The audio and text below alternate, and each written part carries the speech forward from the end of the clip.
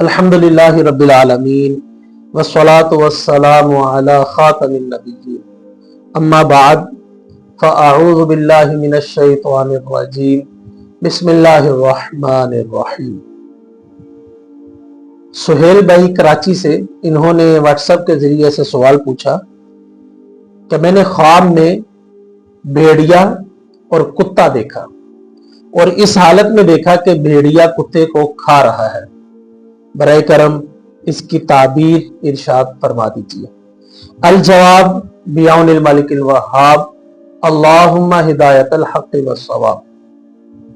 ख्वाब में भेड़िया देखना और इस हालत में देखना कि वो किसी इंसान या किसी और जानवर को नुकसान पहुंचा रहा है तो ताकतवर दुश्मन की तरफ इशारा होता है, और कुत्ते को देखना इस हालत में कि उसको कोई नुकसान पहुंचा रहा है, यह कमजोर दुश्मन की तरफ इशारा होता है। हजरत इब्ने सीरी रहमतुल्लाहि ताला अलैह ने इस अंदाज से इसकी ताबीर बयान फरमाई। आप फरमाते हैं कि भेड़ियों को देखना ताकतवर दुश्मन की तरफ इशारा है और कुत्ते को देखना आपके कमजोर होने की तरफ इशारा है।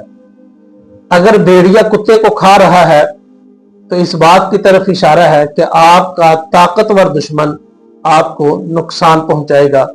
माली नुकसान भी हो सकता है, इज्जत का नुकसान भी हो सकता है और जानी नुकसान भी हो सकता है।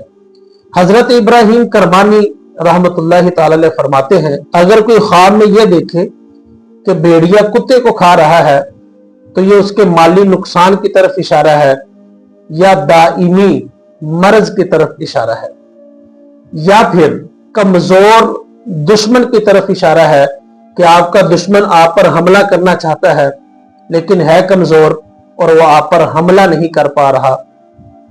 इस सूरत हाल में हमें यह चाहिए कि हम ऐसे वज़ाइफ या कुरान पाक की आयत का मुताला या तिलावत करते रहें कि जिसकी बरकत से अल्लाह पाक हमें शरीरों के शर से महफूज रखे।